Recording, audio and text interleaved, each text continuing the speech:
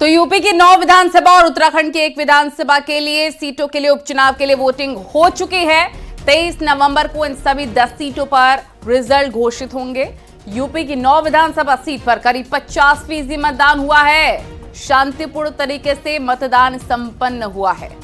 हालांकि कुछ जगह पर हंगामे की तस्वीरें भी दिन में सामने आती रही। तो 23 नवंबर से पहले हम आपको बताते हैं यूपी और उत्तराखंड की सभी 10 सीटों पर आखिर कौन बाजी मारता हुआ नजर आ रहा है। अपने रिपोर्टर्स पोल के साथ न्यूज 18 के तमाम रिपोर्टर सुबह से सभी सीट्स पर डटे हैं। जिन्होंने वोट डालने आए लोगों से बातचीत भी की है। तो क्या कहता है रिपोर्टर्स पोल, सबसे पहले ये आपको दिखाते हैं।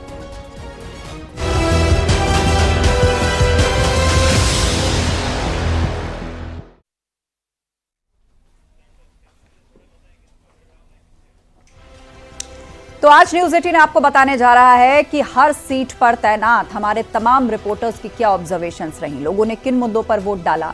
रिपोर्टर्स ने सुबह से लेकर शाम तक, जब तक मतदान के लिए कतारें लगी रही, लोगों से लगातार बातचीत की, उनका मिजाज जाना, उनसे समझने की कोशिश की कि किस आधार पर वोट डाल रहे हैं, उनके लिए जरूरी क्या है, उनके क्षेत्र का मुद्दा, या फिर प्रदेश में किसकी सरकार है, या फिर वो किसी नेशनल इशू पर वोट डालना चाहते हैं, या फिर वो किसी कैंडिडेट के नाम पर वोट डालना चाहते हैं, या किसी पार्टी के नाम पर वोट डालना चाहते हैं। तो इन तमाम बातों के माध्यम से हमारे रिपोर्टर्स ने जो है आज अपना सर्वे किया है।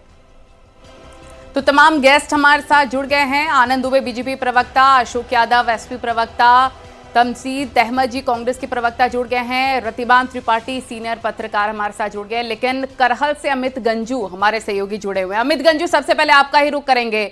उत्तर प्रदेश की विधानसभा सीटों पर मतदान संपन्न हो गए शांतिपूर्ण तरीके से, लेकिन पूरे देश की निगाहें उत्तर प्रदेश के इन उपचुनावों पर थी।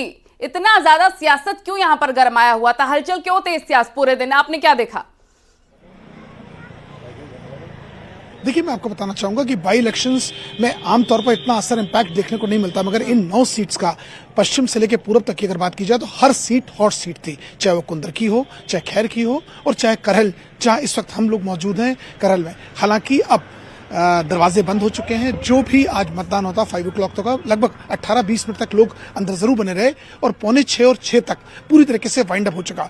जो परसेंटेज ऑफ वोट है पिछली बार से कंपेरेटिवली इतनी कोई सेटिस्फैक्टरी नहीं दिखी। हालांकि अगर मुद्दों की बात की जाए तो यहाँ भी विकास का मुद्दा था, क्योंकि जिस प्रकार से सरकार का जो विकास हुआ वो भी लोगों के जहन में था। और ये सीट, ये जगह गढ़ माना जाता है सपा का। अगर हम बात करें कानपुर देहात की, औरैया की, इटावा की, कन्नौज की, तो ये कुछ ऐसी सीट्स, और खासकर ये एक लंबी चेन है, क्योंकि यहीं करहल से, यहाँ से जिस जगह हम खड़े हैं, यहाँ से 300 मीटर दूर पे जैन इंटर कॉलेज, जहाँ नेताजी टीचर हुआ करते थे।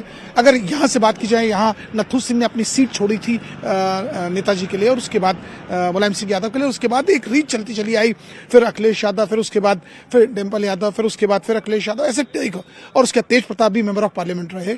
और ऐसे में पूरा सुबह शाम तक लोगों के जहन में, जिस प्रकार हमने बात की, हमारे देवेंद्र जो मेरे यहाँ सहयोगी हैं, यहाँ से रिपोर्टिंग कर रहे थे लगातार पिछले 22-27 दिन। देवेंद्र, आप प्लीज इस तरफ आए। देवेंद्र, आप कैसे इतनी चीजों को देखा, क्योंकि क्या मुद्दे यहाँ रहे? जैसे सड़क, बिजली, पानी हर इलेक्शंस में रहता है, इसमें क्या चीज खास रही, क्योंकि आपने लगातार इसे ऑब्जर्व किया? मुद्दों की अगर बात की है तो मुद्दे तो है ही हैं। इसके अलावा यहाँ एक जाति वो भी है कि जाति फैक्टर भी है, क्योंकि यादव बाहुल क्षेत्र है। और सबसे बड़ी बात यह है कि चूंकि ये सैफई मात्र 2 किलोमीटर की दूरी पर सैफई लगता है, तो ऐसे में जो सैफई का इलाका लगता है तो यहाँ लोगों को आना जाना बना रहता है, सैफई से हमेशा जुड़े रहते हैं। तो इन सब चीज़ों को लेकर लोग हमेशा जुड़े रहे हैं सैफई से, और उसका बहुत असर है। और खासतौर से चूंकि जो बीजेपी का प्रत्याशी है वो कहीं ना कहीं समाजवादी पार्टी के लोग पहले से उनको जानते हैं, और साथ ही वो चूंकि वो रिश्तेदार भी हैं। उसके अलावा पहले उनकी मदर जो है वो समाजवादी पार्टी से विधायक रही हैं, मुलायम सिंह की बेहद करीबी मानी जाती थी, लेकिन आज उनका लड़का खड़ा है। और ऐसे में चूंकि वो भाजपा यहाँ पर किसी भी तरीके से इस गढ़ में सेंध लगाना चाहती थी, और अगर सेंध नहीं और लग पाती इसीलिए तो भाजपा ने भी अपने हर तरकश के हर राजनीतिक तीर का इस्तेमाल यहाँ पर किया है। और अब सीधे अब आपको ले चलते कुंदरकी, हमारे सहयोगी राजीव सिंह वहां से जुड़ रहे हैं। राजीव, कुंदरकी की बात की जाए तो ये सीट काफी समय से चर्चा में रही। यहां पर कभी वोटर्स को लेकर, कभी कौन वोट करेगा, कौन किसको रोक रहा है, बहुत सारे विवाद यहां पर आते रहे। लेकिन अंततः जो राजनीति बटोगे, कटोगे, जुड़ोगे और जीतोगे तक जाकर रुकी, तो आज जनता से दिन भर आपकी बातचीत हुई होगी, क्या मिजाज दिखा यहाँ की जनता का, किन मुद्दों पर उन्होंने बात की आपसे? देखिए, आज उत्तर प्रदेश की जिन 9 विधानसभा सीटों में उपचुनाव हुआ है, उनमें से सर्वाधिक मतदान कुंदरकी विधानसभा में हुआ है। कुंदरकी विधानसभा में करीब 58% मतदान हुआ है। इस दौरान जो मतदाता थे वो अक्सर उपचुनाव में देखने को मिलता है कि कम संख्या में लोग निकलते हैं, लेकिन कुंदरकी में जबरदस्त वोटिंग देखने को मिली है। ऐसा अमूमन सामान्य इलेक्शन में देखने को मिलता है। इस दौरान जब न्यूज 18 ने लगातार मतदाताओं से बात की तो उनका मुद्दा विकास ही था। उनका ये कहना था कि बीते कई बार से समाजवादी पार्टी के विधायक रहे, लेकिन जो विकास की उम्मीद थी, चाहे रोड हो, सड़क हो, पानी हो, स्कूल हो, विद्यालय हो, अस्पताल हो, वो शायद उनकी विधानसभा को नहीं मिल पाया, जिसको लेकर कहीं ना कहीं कुछ ना कुछ नाराजगी भी देखने को मिल रही थी, जिसके आधार पर यह दावा किया जाता है कि कुंदरकी में चौंकाने वाले रिजल्ट सामने आ सकते हैं। हालांकि चुनाव के अंत में, मतदान के अंत तक, खुद यहां से जो सपा के प्रत्याशी थे हाजी रिजवान, उन्होंने एक चुनाव आयोग को पत्र लिखकर इस चुनाव को रद्द करने की मांग की। उन्होंने कहा कि प्रशासन ने, पुलिस ने जबरन उनके वोटरों को रोकने की कोशिश की है, जिसके चलते लोकतंत्र की हत्या हुई है। ऐसे में इस चुनाव को रद्द किया जाए। लेकिन सबसे खास बात यह है कि जो कुंदरकी विधानसभा में जो वोटर्स हैं, उनमें से सर्वाधिक संख्या मुस्लिम वोटर्स की है। करीब 60% से ऊपर मुस्लिम वोटर्स हैं। ऐसे में 60% मतदान होना कहीं ना कहीं जो विपक्ष के आरोप हैं उन पर सवाल खड़ा करता है कि अगर जिला प्रशासन, पुलिस प्रशासन चाहता तो शायद वो वोटिंग होने से रोकता। लेकिन 60 पर करीब 58% का जो मतदान हुआ है वो एक अच्छा परसेंटेज। लेकिन राजीव देखिए, मतदान प्रतिशत सबसे अच्छा है यहाँ का, ये अपने आप में एक बहुत ही उत्साहित करने वाला आंकड़ा है, लेकिन मतदान प्रतिशत ज्यादा है।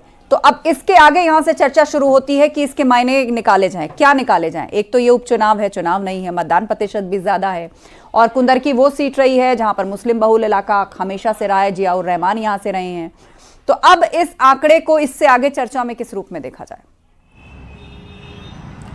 देखिए, कुंदरकी को लेकर भारतीय जनता पार्टी ने बहुत पहले से ही एक सधी रणनीति के तहत जीतने के लिए यहाँ पर रूपरेखा तैयार की थी। 3 मंत्रियों को यहाँ का प्रभारी बनाया गया था। वो लगातार यहाँ पर, चाहे वो जेपीएस राठौर हो, चाहे धर्मपाल सिंह हो, या फिर जो यहाँ पर गुलाबो देवी जो यहाँ की मुरादाबाद की रहने वाली हैं, उनको भी, यहाँ चंदौसी की रहने वाली, उनको भी प्रभारी बनाया गया था। तो बीजेपी ने एक बहुत ग्राउंड लेवल पर, बूथ लेवल पर यहाँ पर मैनेजमेंट किया था। लेकिन अब वो कितना फायदा होगा ये तो आने वाला 23 ही बताएगा। लेकिन हमारे सहयोगी प्रशांत लगातार पूरे इस चुनाव को कवर कर रहे थे, लोगों से बात कर रहे थे। प्रशांत, आज किस तरह का माहौल पूरे चुनाव में देखने को मिला? देखिए, अगर चुनाव के माहौल की बात की जाए तो ये समाजवादी पार्टी का गढ़ माना जाता था, लेकिन अब की बार जो मतदाता हैं वो बेहद निराश और उदास नजर आ रहे थे। जो सपा के प्रत्याशी हैं उनसे बेहद ठीक है, आप बातचीत जारी रखिएगा, आपके पास हम लौटेंगे। फूलपुर का भी रुख कर लेते हैं। सर्वेश दुबे हमारे सहयोगी वहां से जुड़े हैं। सर्वेश, आज पूरे दिन का मिजाज बताइए, क्या लगता है आपको? कांटे की टक्कर देखने को मिलेगी? शांतिपूर्ण तरीके से मतदान संपन्न हुए, आरोप प्रत्यारोप भी देखने को मिला। आज का सर्वे, आज का जो रिसर्च है, क्या कहता है आपका?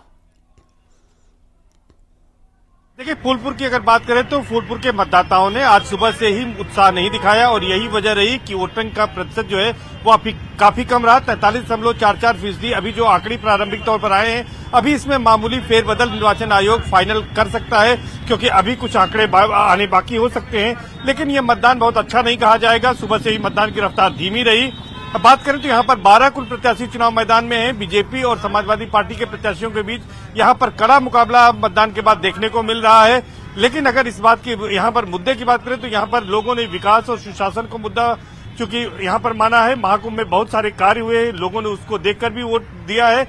लेकिन ये सीट जिस तरह से बीजेपी की झोली में है, तो बीजेपी का दावा है कि यहाँ पर बीजेपी की जीत की हैट्रिक लगेगी। तो वहीं समाजवादी पार्टी लोकसभा चुनाव के नतीजों से उत्साहित है, क्योंकि यहाँ पर लोकसभा चुनाव जब फूलपुर सीट पर हुए तो फूलपुर विधानसभा में 18,000 की लीड समाजवादी पार्टी को मिली थी। उसी आधार पर यह जीत का दावा किया जा रहा है। लेकिन बीजेपी नेताओं का ये कहना है कि वो परिस्थितियां अलग थी, वहां पर संविधान के नाम पर जनता को गुमराह किया गया था, और यहाँ पर बीजेपी को जीत मिलेगी और बीजेपी इस सीट पर हैट्रिक लगाने जा रही है। तो कुल मिलाकर ये कह सकते हैं, कुल मिलाकर मुकाबला जो है वो बिल्कुल आर पार का है।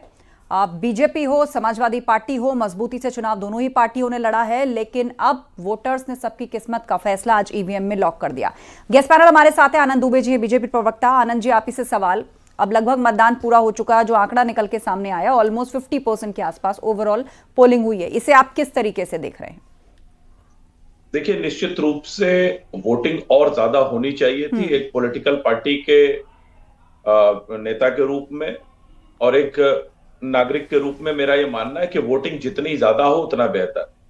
लेकिन अमूमन ये देखा गया है कि उपचुनाव में बाकी चुनावों के अपेक्षाकृत जो थोड़ी वोट कम जरूर पड़ते, क्योंकि लोगों को ऐसा लगता है कि इससे सरकार पर या कहीं कोई फर्क नहीं पड़ रहा है। तो हो सकता है जहां और भी कारण हो सकते हैं, लेकिन फिर भी जनता ने जो फैसला दिया है वो अब ईवीएम में लॉक हो चुका है। और जब आज से 2-3 दिन बाद जब रिजल्ट आएंगे तो जो हकीकत है वो सबके सामने आ जाएगी। लेकिन भारतीय जनता पार्टी की डबल इंजन की सरकार ने उत्तर प्रदेश में जो काम किया है, उत्तर प्रदेश में जिस तरह से डेवलपमेंट हुआ है, वो सब तो ठीक है आनंद जी, लेकिन आज तो वोटिंग का दिन था और आज विवादों का भी दिन था। आप लगाइए, ऐसे भी देश में कई राज्यों में विधानसभा चुनाव हो रहे हैं। सबसे ज्यादा हेडलाइन यूपी से निकली है। जानते हैं क्यों? क्योंकि यहां हर 1 और 2 घंटे में कोई नया विवाद खड़ा हो रहा है। अखिलेश यादव ने प्रेस कॉन्फ्रेंस कर दी, 7 पुलिस वाले सस्पेंड हो गए। आप आरोप सपा पर लगा रहे हैं कि फर्जी वोटिंग को बढ़ावा दिया जाए। सपा आप पर आरोप लगा रही है कि वोटर्स को भगाया जा रहा है। रिवॉल्वर तान करके एसएचओ गलियों में घूम रहे हैं। जी देखिए, मुझे थोड़ा समय दीजिएगा। एक चीज तो आप ये समझ लीजिए कि ये नई चीज नहीं है। 2014 के बाद आप लगातार देखिए, समाजवादी पार्टी जब अपनी हार को जान जाती है तो वो जोर जोर से चिल्लाना शुरू करती है, रोना शुरू करती है।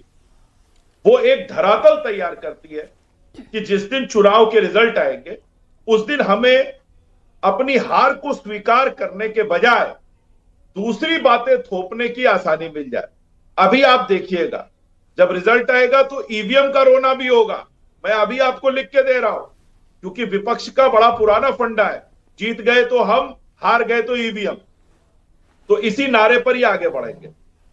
अब समाजवादी पार्टी ने जब देखा कि हमारी हार सुनिश्चित है तो अपने अराजक तत्वों को हिंसा करने के लिए, उपद्रव करने के लिए छोड़ दिया। आप देखिए ना, करहल में एक दलित बेटी ने भाजपा को वोट दे दिया, उसकी हत्या कर दी। ये अराजकता देखिए, और हत्या कर दी। कौन लोग जो कहते थे पीडीए पीडीए पीडीए, दलित की हत्या कर, दलित बेटी की हत्या कर दी। अब रिवॉल्वर की जो आप बात कर रही है, ककरौली में एक वीडियो और भी सोशल मीडिया पे चल रहा है, हमारे पास भी है, जिसमें पुलिस वालों पर महिलाएं और वहां के लोकल लोग पथराव कर रहे हैं, उपद्रव पैदा करने की कोशिश कर रहे हैं, और पुलिस उनको समझा रही है, उनको वापस जाने के लिए कह रही है, उनको शांति के साथ आगे बढ़ने के लिए कह रही है, लेकिन वो सुन नहीं रहे। तो पुलिस अपनी सुरक्षा तो करती है। ठीक है, आपके पास हम लौटेंगे, और भी गेस्ट हैं उनका भी रुख करेंगे, लेकिन फिलहाल अमित राणा गाजियाबाद से हमारे सहयोगी जुड़ गए हैं, उनका रुख कर लेते हैं। गाजियाबाद में हालांकि पोल्यूशन बहुत ज्यादा है, लेकिन अगर वोटिंग की बात करें, आज की ग्राउंड रिपोर्ट आपकी क्या है अमित राणा?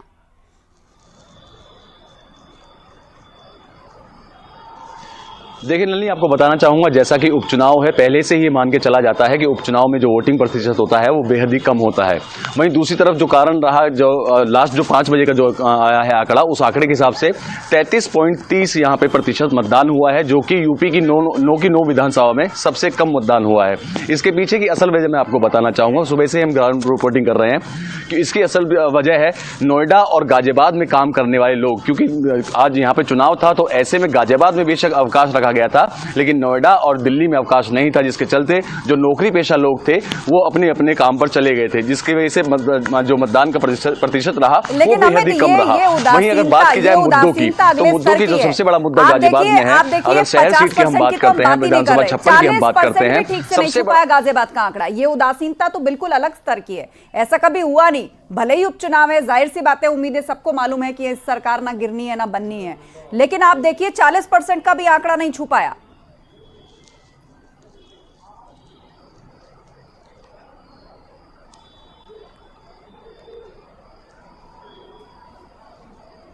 चलिए, लग रहा है उन तक आवाज नहीं पहुंच रही है। अमित, लोगों से बातचीत आपकी दिन भर हुई होगी, जितने लोगों ने वोट किया, क्या कहा उन्होंने आपसे, किन मुद्दों का जिक्र किया?